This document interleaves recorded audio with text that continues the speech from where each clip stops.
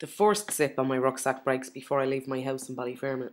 The second as I head out through the arch at Saint-Jean-Pied-de-Port. I walk over the Pyrenees that first day with it held together with safety pins.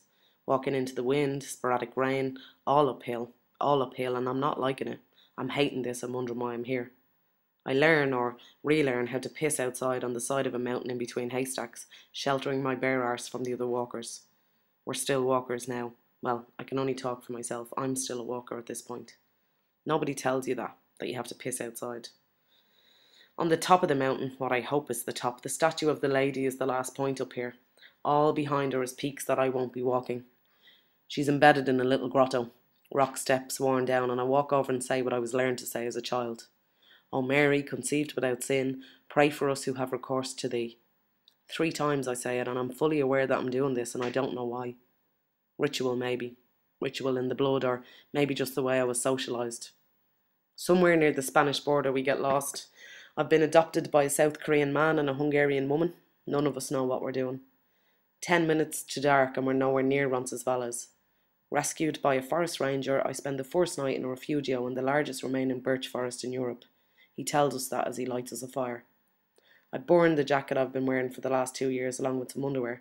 I'm not sure if that's environmentally sound or not, but the fabrics are natural, so...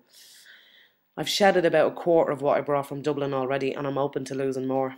Day 1. I've been higher up on my feet on earth than ever before. I've walked up and over a mountain range, and I sleep on a picnic table in a refugio with 2 strangers under the Milky Way. I've never seen so many stars.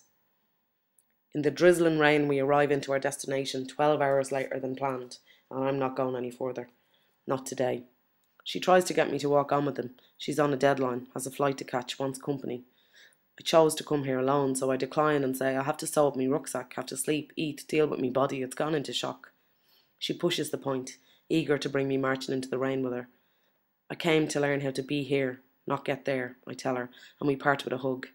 Thank you for leading us over the mountain, she says dramatically as she walks away, which I think is hilarious. I hadn't got a clue, and we got lost. I find a shelter in the arch of the big church at the back. The hostel won't open until 2, and I start the recording process, writing in my blue book, saying me things to the page. I've no one else. There's a pilgrim mass at 6 and I'm intrigued and fascinated. I want to go to mass. I never go here unless for a funeral. I don't enter a church anymore. Passive protest. Futile. Sitting in the church, tourists taking pictures. I don't understand why. They emerge from the back in their robes and they're singing. They're fully committed, it seems, and this moves me. I'm genuinely moved by this.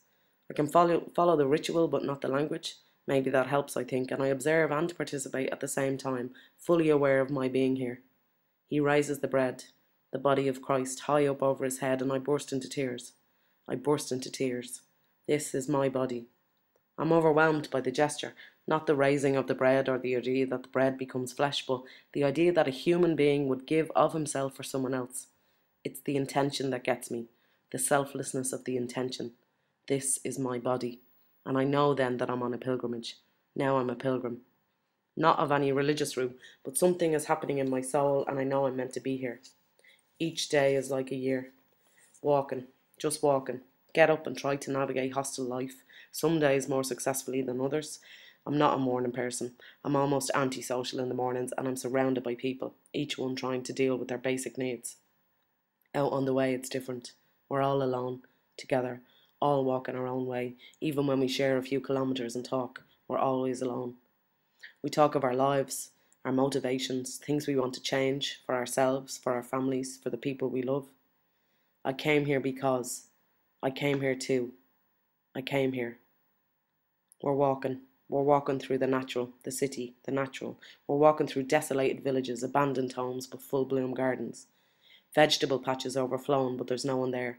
Reading for sale signs over and over. We talk of our own countries, of what's happening now, the political landscapes, the economic deprivation still ahead, religious dogmas, the sense of fear pervading all, the fear of the future, of what's still to come. I learn to surrender each day to the Camino, later each minute. The harder it gets, the more I surrender. That's part of the paradox of recovery. Surrender to win. I learn that strength in a new way and I relinquish control more and more. I call her, even though my Spanish friends assures me the Camino is masculine. what she wants me to do, and I do it most of the time. She knows more of her way than I do, I think. She knows what's ahead. I'm always walking into the unknown. I feel the changes in my body. I feel the changes in my muscles, especially in my legs, and I begin to tighten my belt. I've only 2 sets of clothes now, one for walking and one for after my shower in the evening. That's all I need. That's all I need. Apart from some toiletries, the only other thing I carry is my notebook. It's the heaviest thing I have, but I need it. Every day is like a year.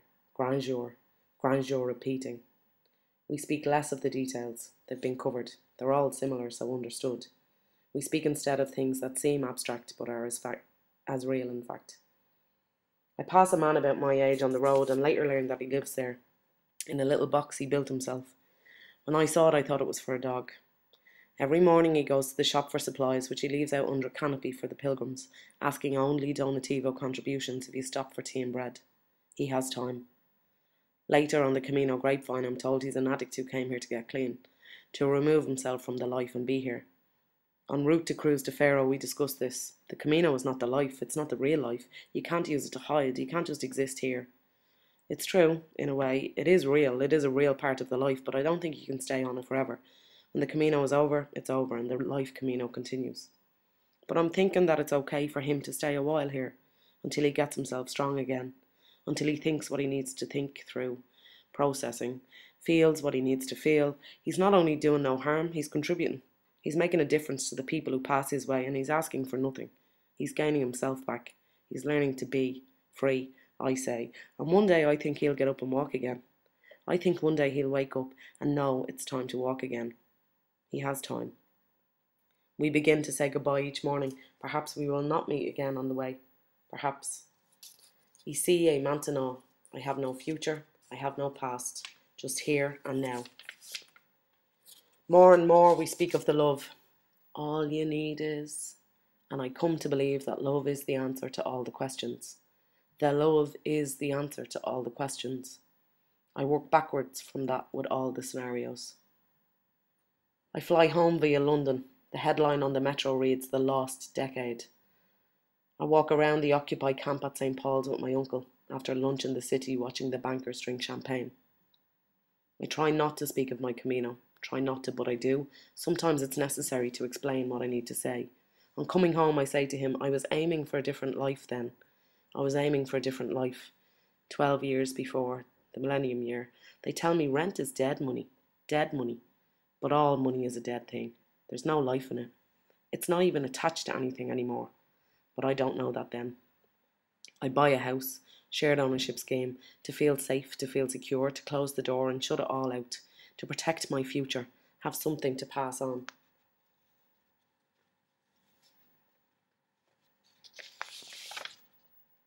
I was aiming for a different life then. I changed to a full mortgage so I can go to college in London. I'm beginning again. September 2008, full mortgage and the system is crumbling. I try not to speak of my Camino, try not to, but I do. All that I knew, I come home, I can't settle, I can't stay still, but I can't move either. I'm trapped. Every week I get another letter from the bank. Every morning I wake up miserable. None of it fits here. None of it fits with what I knew when I was walking. When I was walking, I knew things to be true, for me. I felt it in my body. Just me and the natural most of the day, meandering meditation, just thoughts drifting, some things landing. I come home to the same life I left, but it doesn't fit me anymore, and in truth it never did. It's hard to extricate yourself from a life, to remove yourself from the pattern and system you've grown into or born into. The land is the only thing that matters, Katie Scarlett. The land. That's my field. The land. We fought for this. The land. They died for this. The land. I don't feel it anymore. I believe in the land, I just don't believe I need to own it. I don't even believe that's possible. I can't believe in fear as a motivator, not anymore. I can't gamble on needing something when I'm 80 that's prohibiting me living my life the way I want to now. I don't think that's why we're here. It's not why I'm here. My grandparents moved from a tenement to a corporation house in Ballyfermot when it was first built. There wasn't even a bus route or a shop for ages. My grandfather cycled every day from Upper Ballyfermot to where the Point Village is now, to and from, to work on a factory line making cars. To pay the rent first, then to pay the mortgage after the tenant purchase scheme encouraged a whole generation, a whole class, to become homeowners for the first time. He worked hard, all his life, and my grandmother took in baker boy hats and invisible mending while she reared her children. She worked hard, all her life. Now they're gone, but the house is still there, lying idle for 5 years, fallen into disrepair. The house they worked to have, to keep, to hold them and theirs safe, isn't worth anything now. The value is gone. The crisis got it all. What they saved for and invested in to leave to their children for a better future now has no value, is worth nothing to the cost of their lives. The value was in its use, though. The live use of the house as a home. That was the value. But they couldn't relax into that. They were conditioned to save for the future, pass something on, make it easier for their children. She dreamed of visiting China, but never did. Couldn't. I try not to speak of my Camino, try not to, but I do. All that I knew. I come home and realise this is wrong. This is all wrong for me. I can only talk for myself. I'm trying to understand homelessness, the right of every citizen to a place they can call home, but at the same time I'm trying to get rid of my own. I have only me and a house I don't want to live in. In a way it's a lifestyle choice, shifting my life, carving out a new way, but for others there is no choice. It was taken away. Homes under threat, homes lost, the rug at the hearth literally being pulled from under them. There's 83,251 residential mortgages currently in arrears. That's the official number from the central bank as of the 23rd of August 2012. That's 83,251 families or individuals getting a letter a week from the bank wondering how to continue to live. All that I knew, I come home, for months I'm surrounded by people in addiction, but I'm questioning the concept. It feels wrong to limit a life with the term addict. I learn a new sense the word affected. I'm learning the difference between presence and immediacy. Incremental change. Yeah, but I have to start with myself. I can only start with me, that's all I have. Downsizing begins. Light feet. Let it all go. Let it all go. Abundance, enough for everyone, no waste. Let it all go, back out into the world, to be used, valued, gifting what I can't bear to lose. Gifting plays to Dublin Youth Theatre, books to the Fringe, blankets and clothes to St. Vincent de Paul. I cry given my rainbow flag to belong to.